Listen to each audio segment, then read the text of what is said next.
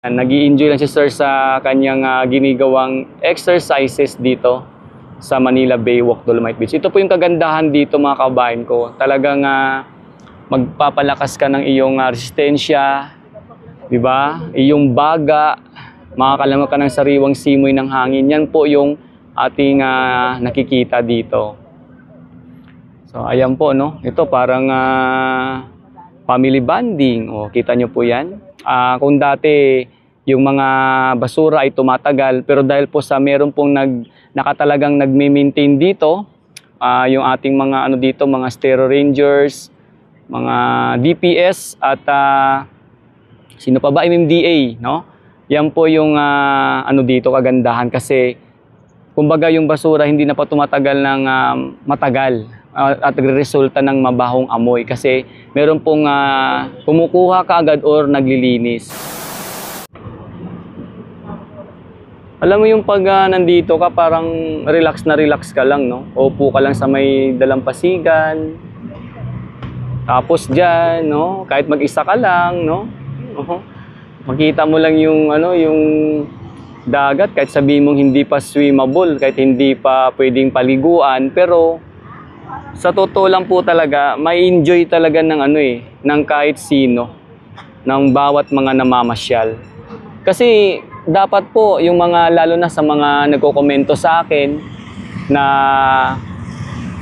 mabaho daw, tapos kumbaga meron pa ring amoy, try nyo pong puntahan ng personal para makita nyo po kung kumbaga kayo mismo po yung maka-discover sa mga sinasabi nyo kung tama ba yung mga kinokomento nyo na mabaho or merong pa ring although meron pa ring mga basura, totoo po yan. Hindi po talaga mawawala yung basura eh. Lalo na sa malawak na nasasakupan ng Manila Bay. Normal po yun, lalo na pag masama ang panahon, may mga pagbagyo. Pero yung sa dito lang po talaga sa loob mismo ng area ng Manila Baywalk, Dolomite Beach at sa iba pang bahagi ng Manila Bay, napapansin naman po natin na kahit papano talagang na po ito, no? Nalilinis na. Pero hindi pa man totally talaga nalilinis lahat, pero nakikita natin yung improvements. Noon pa man, no, mga kabayan ko, talagang nakita natin kung ano yung Manila Bay noon at yung Manila Bay sa ngayon na kung kumbaga ito po natin pinapakita yung tinatawag na Manila Baywalk, Dolomite Beach, kung ano yung kinaibahan noon at sa ngayon. Matatanong natin yan mapapansin natin sa mga bawat video na ating pinapakita rito. Ayan po, no? Sa mga bagong pasyal dito, pwede kayong pumunta dyan sa malaking bato na yan at dyan nyo po malalaman kung sino yung kumbaga nagpasimula at kung paano nagkaroon dito ng katawag na Manila Baywalk, Dolomite Beach. Mababasa nyo po dyan. Tapos sa likod po niyan, andun din yung dalawang picture, mamaya pupunta natin kung saan, kung ano yung Manila Bay noon at Manila Bay sa ngayon. Ayan po mga kabayan ko, no? Yan to yung ganap dito at pupunta na po tayo sa may dalampasigan. So ito po yung bato na sinasabi natin mga kabayan at kung saan ito yung mga nakalagay dito, nakatatak ba. So basahin po natin ito, no? Ang Manila Baywalk, Dolomite Beach, ito ay ginawa noong administrasyon ni Pangulong Rodrigo Roa Duterte bilang bahagi ng Manila Bay Rehabilitation Program alinsunod sa Mandamus Order ng Korte Suprema. Ang Dolomite Beach ay may habang 500 metro at lapad na 60 metro na may tinatawag na geoengineering intervention. Nilalayon nitong linisin at isaayos ang dating dagat ng basura at mabahong bahagi ng Manila Baywalk upang maging masigla at malinis ang kapaligiran sa baybaying ito, kung saan matatamasa ng mga Pilipino ang simoy ng dagat, ang puting buhangin at ang sikat ng paglubog ng araw sa Manila Bay. So ang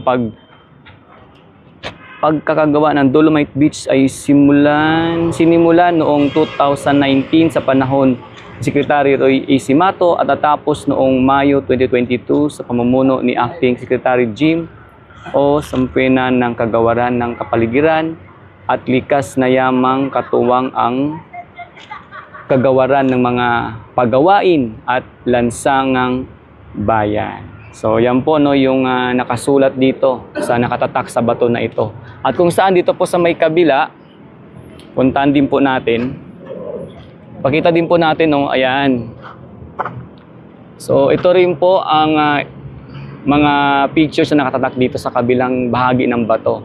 So kung mapapansin po ninyo, andyan po yung Manila Bay before and Manila Bay after. Same picture siya, at kung saan makikita po natin yung dating Manila Bay. Ayan po no, talagang alam nyo na kung ano yan, at kung saan ito na po yung sa ngayon. Same picture lang po siya. So ano po yung pinagkaiba? Siyempre kitang-kita naman po natin kung ano yung pinagkaiba, mga kababayan. So kagaya ni Sir no, ayan, nag-i-enjoy lang si Sir sa kanyang ginigawang exercises dito sa Manila Bay Walk Dolomite Beach. Ito po yung kagandahan dito mga kababayan ko. Talagang magpapalakas ka ng iyong resistensya, di ba? Iyong baga, makakalango ka ng sariwang simoy ng hangin. Yan po yung ating nakikita dito. So ayan po no. Ito parang family bonding. O, kita nyo po yan. Yan po yung kagandahan dito. Tapos, syempre po, talagang makikita po natin na tuloy-tuloy at talagang maganda po ang nangyari dito kasi nga, hindi po ito talaga, kung dati yung mga basura ay tumatagal, pero dahil po sa meron pong nakatalagang nagme-maintain dito, yung ating mga dito, mga Stero Rangers, mga DPS at sino pa ba? MMDA, no? Yan po yung dito kagandahan kasi kumbaga yung basura hindi na pa tumatagal ng matagal at resulta ng mabahong amoy kasi meron pong kumukuha kaagad or naglilinis. So yan po sila mga kabayan ko. Kaya talagang saludin din po tayo sa mga nagme-maintain dito sa loob mismo ng Manila Bay Walk Dolomite Beach at saka habaan po ng Manila Bay yung mga naglilinis. So ayan po yung ating dito, isa pinaka-update no, ngayong araw. Punta po tayo sa may Dalampasigan. Okay, bago po lumabas ang ating haring araw, ay ipakita natin yung Dalampasigan.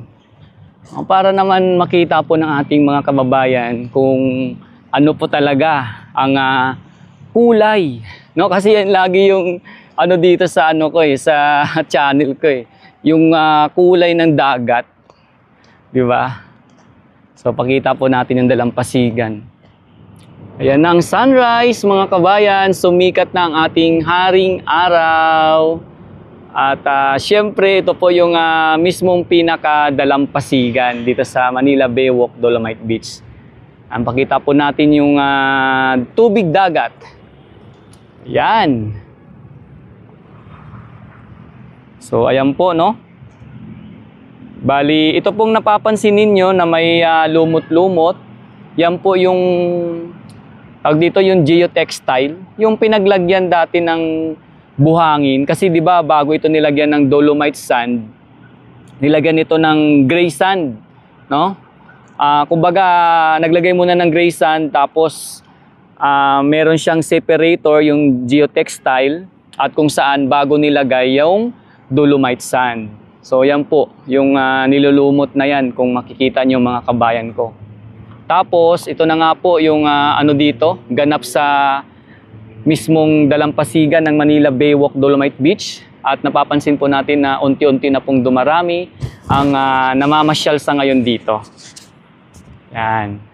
So hanggang sa muli mga kabayan ko no, at maraming salamat sa talagang palagi nyong panonood ng aking mga upload video at sa aking mga posts, sa inyong mga reaction and comments. Thank you so much po sa inyong mga opinion at sa inyong mga ibinabahaging suggestion or komento sa aking mga ginagawang content dito sa Manila Bay. So hindi naman po talaga nakakasawa ang pagko-content sa Manila Bay at higit sa lahat talagang napakaganda rito mag-vlog. Kahit sabihin natin araw-araw tayo nag-vlog dito, napakaganda po mag-vlog sa Manila Bay kasi ano parang alam mo yung happy lang, yung tipong ano lang, swabing-swabe lang. Kaya kung mas pipiliin ako, dito, maliban sa relax yung pakiramdam ko, nakakalang ako ng sariwang simoy ng hangin,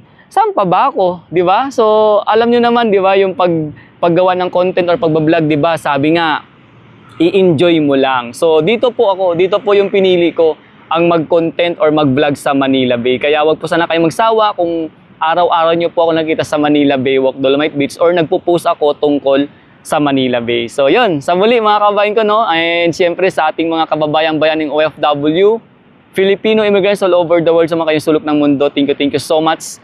At sa ating po mga kababayan, Luzon, Visayas at Mindanao, ingat po tayong lahat palagi. Saan man dako naroroon. Thank you so much po, and God bless us all. Maraming salamat mga kabayan ko. Hanggang sa muli nating update sa Manila Bay Walk, Dolomite Beach, or sa Manila Bay. Salamat!